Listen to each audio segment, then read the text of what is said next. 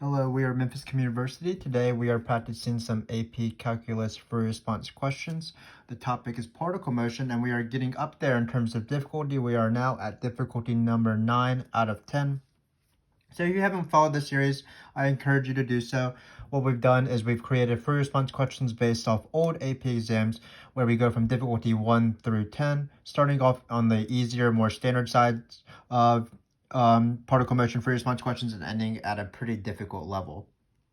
So in this case, we are going to be at difficulty number 9, so this is going to be harder than your traditional AP Calculus free response question particle motion on the AP exam, for example.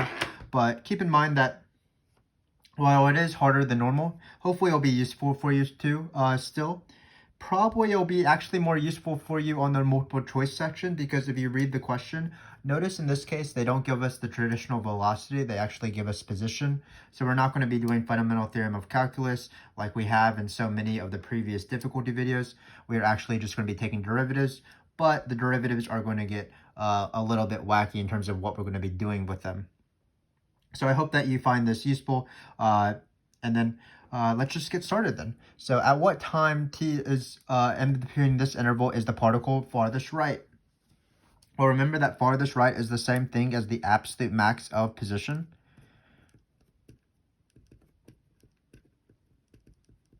So I'm going to do the 3-step process, the closed interval method, on absolute maximums on this function here, right here. And if you want to, you can again check out our previous videos if you want a refresher. But let's do that real quick. So I like to write out the function. Here it actually matches the original, but I still like to write it out because when I plug in numbers, it'll be easier if it's just on the page right in front of me. So it's going to be the position. Again, we don't have to do fundamental theorem of calculus because it's already given. So it looks like we have this guy right here. So that's the first step. Just find where you're taking the absolute max or min of. This is a good step for any shapes of curve questions like increasing or decreasing. Just find what the question is talking about and just locate it so that you can deal with it. The second step is, of course, critical points. This step is just taking the derivative and setting it equal to 0 and factoring and trying to solve the zeros. Because we do not have a calculator in this question, we have to do everything by hand. So the derivative shouldn't be too bad. It looks like it's just going to be 6t minus 30t plus 24, I believe. Plus 18, of course. No, not plus 18, because the derivative of plus 18 is 0. So we're going to set this equal to 0. This is 6t squared, by the way. And we're going to factor everything. So it's going to be 6 times t minus 1. No, let's actually go a little bit slower. Let's do 6t squared minus 5t plus 4. This is going to be 6 times t minus 1 times t minus 4. So it looks like our t values are 1 and 4. Great. Now we're going to do the table. So it's going to be t, s of t. And remember, in our table, we plug in these intervals, so it's going to be 0 to 3. Then we plug in the time values that fit within this interval, which means that we're not going to plug in 4. We're only going to plug in 1. And again, why we break the locate step is that we're just going to be able to easily plug this in into this. And obviously the numbers are a bit big. They were a bit big so that the factoring would be a little bit easier. But I think we will be able to survive, especially 0. So when we plug in 0, all of this goes away. We just get 18. Let's plug in 1 here, which will be a little bit trickier. But when we plug in 1, obviously 1 to anything is 1. So we're just going to get 2 minus 15, that's negative 13. Plus 24, I believe that's 11, plus another 18, that's 29. Now for the hard part, unfortunately, we have to plug in 3 here. Forgive me, I am going to do math on the side. Definitely shouldn't be ashamed for doing math on the side. So when we plug in 3 here, we get 3 times 3 times 3 is 27. 27 times 2 is 54. So that's 54. Hopefully my pen works. It looks like the farthest right will be this giant number. 3 squared is equal to 9, I believe. And 9 times 15. Well, 15 times 2 is 30. 15 times 4 would be 60. 15 times 6 would, wait, what did we say? 15 times 4 is 60. So 15 times 8 is 120. So I think this is 135, I believe. Should I check that? Let's see, 15 times 9. Yeah, it looks like it'll be right because it's 5 times 4, 13. Yes. Okay, so we're still working. We have to do 24 times 3. That seems a little bit easier, but again, I'm not going to feel too ashamed to writing this on the side here. It's going to be 3 times 4, which is 12, and then 3 times 6, 72. Probably should have known that one off the top of my head. This will probably not be the max, actually, because of this 135. And then we're going to add 18, of course. So again, we're just plugging all 3 of these numbers into this function. The numbers are bigger than normal because they were big coefficients. But it's still not too bad. So let's actually do this math on the side. Let's add up these 3 numbers and then subtract off 135. So I'm going to do it over here. Again, if you have scratch paper, it would probably be neater to write it on scratch paper. Looks like we're going to get 14 here. And then we have 2 plus 12, so that's 144. Oh, so 144 minus 135, so it won't be the min actually. 144 minus 35 is 9. So it's actually a pretty small number. Great. And so, well, now we know what the farthest right is. The farthest right is going to be at t is equal to 1. So at t equals 1, the particle is farthest right.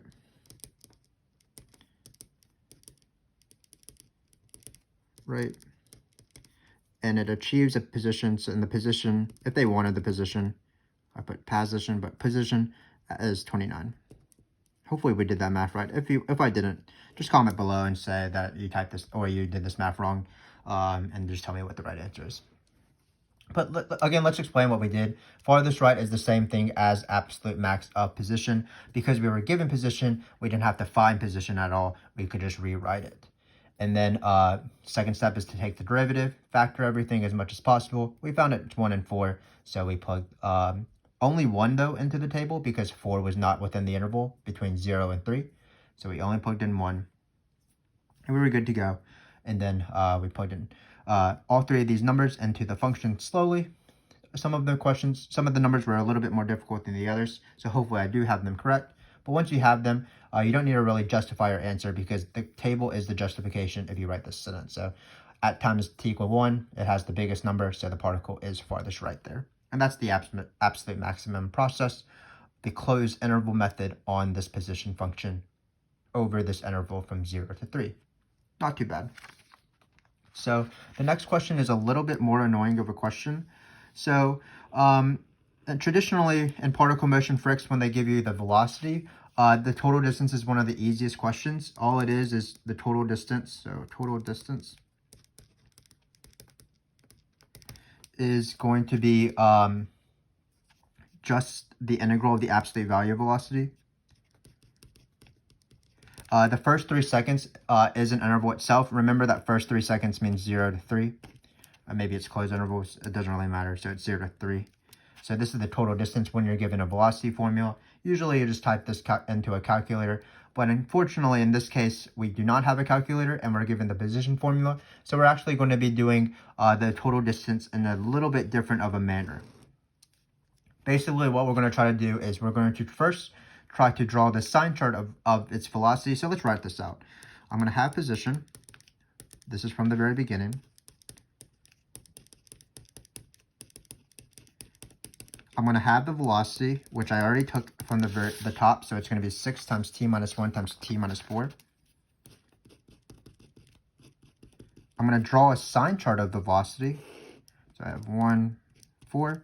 I'm going to add the interval that they want. So I'm going to put 0 and 3. So it's not on the sign chart of velocity, but we're cutting off the sign chart of velocity within this interval. This sign chart is going to be a parabola because it's just parabola, quadratic, positive. And then, so it's going to be positive over here, negative in between 1 and 4, and positive afterwards. But again, we really don't matter. It doesn't really matter what's after 3. But it's nice to know that it's positive there. So basically what we're doing is we're going to find the displacement over each of the intervals, but keep in mind that negative velocity provides negative displacement, so we actually want to count that as positive. So what we're going to do is we're going to find the displacement between the 2 particles, meaning how much the particle traveled from 0 to 1, and that'll be in the positive direction. We'll record that, and then we'll add how much the particle moved in the negative direction from 1 to 3, because then it changed direction at 1. Remember, if you were doing like the particle moving forward and backward or something like that, particle is moving forward when velocity is positive, so over here and here. Particle is moving backward from 1 to 4 because velocity is negative there. Particle changes direction at 1 and 4 because it changes signs there. Velocity changes signs, and a particle is at rest at 1 and 4 as well because of velocity 0. But in this case, again, what we're going to do is we're going to take this guy right here, and we were going to apply this formula to each of these intervals. And what this formula does is it'll tell me the displacement on each of the intervals of the sign chart of velocity. And we have to do this again because the particle is traveling in different directions based off the sign chart of velocity. So we're going to try to find this positive distance, find this negative distance, take the absolute value, and then we are going to be good to go. So what we have to do is we have to find S of, I start on the right side, so S of 3 minus S of 1. And then we're going to have to add S of 1 minus S of 0. And again, if we hadn't done the previous question, we would have to plug all three of these numbers into this position here. But I'm going to use the work that I have right here. Hopefully these numbers are right. If they're not, then it's going to make this question wrong. But hopefully they are right. If they're not, the process is still works the same. So we're going to take S of 3 minus S of 1. So that'll be 9 minus 29. And then we're going to take S of 1 minus S of 0. So that's 29 minus 18. So hopefully you can tell the difference between, these are the absolute value bars. That's an 18. And then so we're going to add these two numbers up. Well, this one gives you negative 20, but you take the absolute value. You take the absolute value of each piece individually, not the absolute value of the pieces together. So you get 20 plus 11, I believe, and 20 plus 11 is 31. So that's how you do total distance when you have a position. Again, if you had velocity, it would have been a lot easier. You could just type this in a calculator or something like that. There is a hard variation when you don't have a calculator, so you have to do this integral. That's in our last video, difficulty number 10. But when you have position and you're doing total distance, what you want to do is you first want to find velocity, draw its sign chart, cut off the sign chart for your interval, and then for each time the velocity changes signs, positive to negative or negative to positive, you do this formula, S of B minus S of A.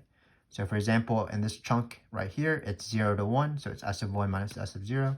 This chunk is S of 3 minus S of 1. And then for each of these chunks, remember, you're plugging in all these numbers into this guy right here. But luckily, we have done it in this table. So hopefully that makes sense. That's just how you do these questions. I'm going to check real quick, actually, to make sure I have the right number. But that's how you do total distance. Again, total distance is probably not likely to be asked in this way because usually it's given as velocity. Perhaps this is a more likely question to be on the multiple choice part of the exam, but you never know. So it's nice to prepare and have sort of backup options. Actually, to do total distance on this one, you can actually break it up and do it always in this format, but it is usually pretty annoying. So that is the total distance way to do it. Sorry, this is the process how to do total distance when given the position formula. So let's move on. So here I have another question. It says find all the intervals for which particle A is slowing down. So slowing down is another rule that comes up quite often in the particle motion free response questions. Slowing down is when velocity and acceleration have different signs. So what we need to do is we do need to draw the sign charts of both functions. Notice in this case, it's not where is this particle slowing down at a certain time. That would be easier because we would just plug in that time, for example, 2 into velocity and acceleration. But in this case, we want to find it over all time intervals. So we do have to draw the sign charts of both and then compare them. We have already drawn the sign chart of velocity. Actually, it's not on this page. It's on this page. Right here. So I'm going to redraw that, but I'm not going to have the 3 here because that was just relevant for the last question. So the sign chart of velocity, if you remember, goes like this. 1, 3, 1, 4 actually, sorry. And then it's positive, negative, and then positive. Then what we need to do is we need to draw the sign chart of acceleration. So I'm going to write this guy out. So this was velocity. It was 60. Let's see what it was. Where was it? It's right here. My work is pretty unorganized if you are used to these videos. 6t squared minus 30t plus 24. That was what velocity was.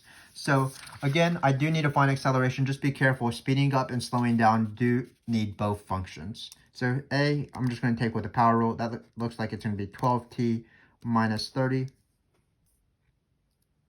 Hopefully I did that right. I believe I did. 12t minus 30. Yeah, that seems right. So when we do this, the acceleration, we're going to take out a 2 here. So it's going to be, we actually can take out a 6 actually. So it's going to be 2t minus 5, I believe. 30 divided by 6 is 5. Yes. Sorry, my math is a little bit struggling right now, as people's math sometimes does. So let's draw the sign chart of this guy. This sign chart is actually an easier sign chart. It's just the sign chart of a line. It goes through at the point 5 halves, which is midway in between 1 and 4, so that makes sense. And then it is a positive slope line, so it looks like this. It goes negative to positive. So this is what acceleration is. So this is the sign chart of velocity, and this is the sign chart of acceleration. We are cutting off everything at 0 because time is greater than 0. We can't have negative times. So now that you've drawn the sign chart of velocity and acceleration, it did take quite a bit of effort. If this were the first question on the exam, for example, in this response, you would have to find velocity, draw its sign chart, find acceleration, draw its sign chart. In this case, we got this from the previous question. But now we're ready for the answer. So again, a particle is slowing down. Always nice to justify with a complete sentence. When V and A have different signs. So when V is positive and A is negative, or when V is negative, A is positive.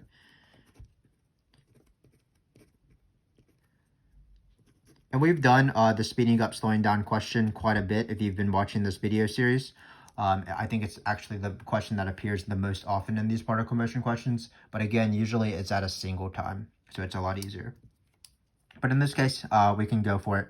So where is it slowing down? That's where V and A have different signs. So we're just going to consider each interval carefully. So the first interval I see is 0 to 1. 1 is not on this sign chart, but you can kind of pretend it's right here. So from 0 to 1, velocity is positive, and from 0 to 1, acceleration is negative. So that's part of the answer. Then let's consider our second interval.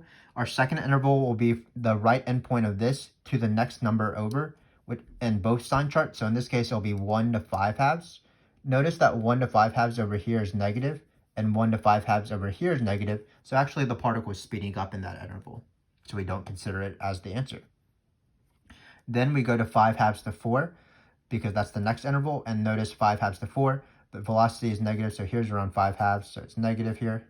And then it's positive. 5 halves to 4, it's positive. So negative and positive means that the particle is slowing down in that interval as well. And then finally, the particle is speeding up from 4 to infinity because both the velocity and the acceleration have the same signs. So that is the answer. So let me just remind you what we did. Speeding up, slowing down is definitely a rule you want to know in particle motion questions. Particle is speeding up when velocity and acceleration have same signs. Particle slowing down when velocity and acceleration have different signs. In this case, because it was not at a certain time, we did have to draw the entire sign chart. It's quite an annoying process, but we were able to manage. Just draw it carefully, see where things are negative and positive, and then just consider each interval slowly until you get to the end. In this case, we were doing slowing down, which is where velocity and acceleration have different signs. So we had different signs right here to here because it's positive and negative. And then it was from 5 halves, which is right here and here. So 5 halves to 4, this one was positive. 5 halves to 4, this one was negative. So again, a pretty annoying question, but still the same rule. So we were able to manage. So now for this final part, this is difficulty 9. So these FRQs are supposed to be pretty hard. In this final FRQ, it looks like we have some sort of related rate question just shoved into this particle motion question. So you shouldn't assume that there will be related rate questions in your particle motion free responses, but sometimes they just shove in related rates. Usually, actually, it's probably in the table free response questions, so you can check out some of our videos that have those. But in this case, related rates appears in some portion of the AP exam, and here they put it in this portion. So let's practice this.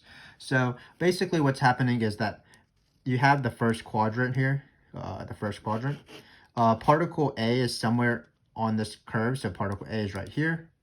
The particle we've been dealing with. We have a new friend, this particle B. It's somewhere along the y-axis. And then you form this triangle. And because particle A and B are like increasing and stuff, the area of this triangle is getting bigger. So what we're going to do is we are going to just find the area. We're going to do related rates. So related rates, what it requires is to write first a formula for the sort of scenario. It's area of a triangle, so it's going to be A is equal to 1/2 base times height. So here, the base and the height are very specific things. The base is the position formula for particle A, so that's going to be S of A of T, so it's the position. The base is the position of A, S of A being the original long crazy thing. Great.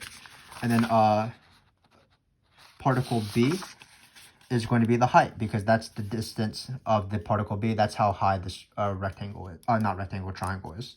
It says the particle position is given by this, so it's going to be S of B T. So that's the first step of related rate questions. You just want to write out a formula. The second thing to do is to just take the derivative, but just be very careful when you take the derivative.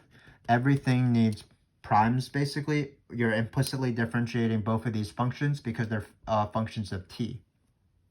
Also, be careful, we are going to be doing the product rule because it's a product. And be careful as well. With the product rule, some students get confused with this 1/2. They don't distribute it as it's needed. So I'm going to consider the two things of the product rule actually this. 1/2 the position of A, and then S of B. So the first part of the product rule will be to keep this guy the same. Then you would multiply by the velocity, which is the derivative of particle B. That's the first half of the product rule. You would continue on by multiplying by the derivative of this guy right here, which is the velocity of particle A. Sorry, I did write particle B. Sometimes I can't write things. And then we have particle A. And then finally, we multiply, keep the same, S of BT. So it looks like we're almost done. All we have to do is plug in 2 into all of these numbers, and we will be able to solve it. So some of these are a little bit more annoying than others. Let's take particle B because it looks a lot easier. So if you have S of B of T, let's find S of B of 2. So let's just cover this up, pretend we didn't write a T. It looks like it's just 2 times 8. If you can read it, 2 times 8 plus 1, it just looks like it's 17. So 8 times 2 plus 1, that's 17. Not too bad. So S of B of 2 is 17. Again, in related rate questions, you just start plugging in everything that you can. The velocity of B is even easier because it looks like the derivative of this function is just 8. So actually, this particle has constant velocity. It's always 8 because the derivative of 8t plus 1 is just 8. The 1/2 will be nice to make these numbers smaller. So now we have to find the velocity, unfortunately, and the position at t equals 2. So we have to go back. Do we have a formula for the velocity? Looks like the easiest one to find the velocity of particle 2 would be this one right here, because this is the velocity of A. So notice that when you plug in 2 here, not too bad. Easier to plug in 2 into this one than this one, because when you plug in 2, 2 minus 1 is 1, so we'll just get 6 times 2, 2 minus 4, so we're going to get negative 2 times 6. Looks like that one's going to be negative 12. So in this case, that will be negative 12, which is perfectly fine. And then we have to do the thing I am dreading, which is plug in 2 into this beast of a guy right here. Because we're almost done with the free response question, have we plugged in 2 here? I do not believe so. We plugged in 0, 1, and 3, which is not 2, unfortunately. So let's plug in 2. We can just put it in this space, because why not? 2 times 2 times 2. So it's 2 to the third, which is 8, times 2, which is 16. 4 times 15 is easier than 9 times 15 from before. 4 times 15 is 15 plus 15 times 2. So it's 60, I believe. And then it looks like we have 48 here, because it's 2 times 24. And then we, again, have 18. So no shame in doing math on the side. everybody does it. 8 plus 8, I believe, is 16 if I remember how to do addition. And then plus another 6 would be 24. Is that right? No, sorry. 8 plus 8 is 16 plus 6 is just 22. Another way to say that is 14 plus 8 is 22. Then 2, 3, 4, sorry, let me just add these numbers up. 3 plus 4 is 7. 7 plus 1 is 8. So then we're going to do 82 minus the 60. So it looks like our position will be 22. And we still have to go. We're almost done. Bear with me. We just need to simplify this number. We don't have a calculator, but it's not going to be too bad. 22 times divided by 2 is 11. 11 times 8 is 88. And then finally, we have to do 17 times 6, I believe. So when we do 17 times 6, I'm just going to do that on the side because it is the last thing I have to do. It's going to be 6 times 7, which is 42. 102. So actually this the area is actually getting smaller because particle A is actually moving towards the origin. So it looks like it's going to be 88 minus 102, and 102 minus 88, I believe, is negative 14. So again, this is sort of a weird question. Let me just summarize all the questions, and I'll summarize that last one towards the end. On the first question, what we did is we did farthest right. Farthest right is not too bad, especially when you're given position. You just do the absolute max or min process. So in this case, you take the derivative, factor it, plug in these numbers into position as carefully as possible. The second one was total distance, which is a pretty annoying question. When you're given a position, what you do is you find the sign chart of velocity, cut off the sign chart of velocity between 0 and 3, and then for each of the sub-intervals of the sign chart of velocity, you do this formula, S of B minus S of A with the absolute value. So you're plugging in all these velocity values from your velocity sign chart, all your time values, I guess, into this position formula. So we plugged in 3, we plugged in 1, we plugged in 1, and we plugged in 0. Took absolute values individually and then added the answer at the end. Speeding up, slowing down is also a pretty easy question when you have a calculator, but when you don't have a calculator, especially when it's over all the time periods, again, you have to make use of sign charts. So you draw one sign chart on top of it. Sorry, you draw velocity sign chart on top of acceleration sign chart. It's definitely getting late in the night, and you just see where each of these sign charts have different signs. So in this case, for example, 0 to 1, this one is positive, this one's negative over here. Same thing with 5 halves and 4, except the other way around. So that's why this particle is changing direction, not changing direction, slowing down at these two intervals. Sort of losing my mind by now. And then finally, we have this related rate question. Again, you shouldn't expect it on your AP exam, but it's nice to be able to set up related rates even when you're not ready for them. Because even if they're a little bit difficult and conceptual, they are still the same process every single time. You locate a function, which in this case is the area of a triangle, where the position formulas gave the base and the height. Then, once you have located the function, you just want to take the derivative carefully, and every single thing needs derivatives, or you're using the chain rule. For example, the derivative of the position is the velocity. And if you need to do the product rule, you have to do the product rule and just distribute this 1/2. Finally, once you've had the derivative, you start plugging in things as much as possible. Sometimes you have to use the original to find something, some given that's not, some variable that's not given, but in this case, we don't have to. Everything was able to be found, for example, just position, velocities, and then previously position and velocities. And then once you do that, you just plug in everything and then you find your answer. So again, 3 steps for related rate questions. Locate the thing you're taking the derivative of. Take the derivative with implicit differentiation. Do product rule if necessary. So that's the second step. Third step, plug in everything, where if you need to find one last thing that's not given, it's usually use the original. But that is it for now. I'm definitely glad that you joined us. Hopefully this was useful, even if it might not help you in future particle motion free response questions. It will hopefully help you on particle motion multiple choice questions, actually. Because oftentimes in those questions, you are without a calculator, you're given position, and you might need to do this sort of sign chart action or the sign chart action and speeding up, slowing down. And it's always nice to do a related rate question because you never know where they'll pop up on the AP exam. So we definitely do appreciate you continuing to follow us and watch this channel. We appreciate you watching this video, and we hope that it helped you and benefited you as you take your particle motion tests. Why don't you just watch the last video, difficulty number 10, if you are up for a challenge in a particle motion question that is also non-calculator, but the integrals are much harder, or you actually take integrals and they're pretty hard. So thanks again for watching this video though. I hope to see you in the next one. And until then, good night if that's when you're watching this. Thanks very much.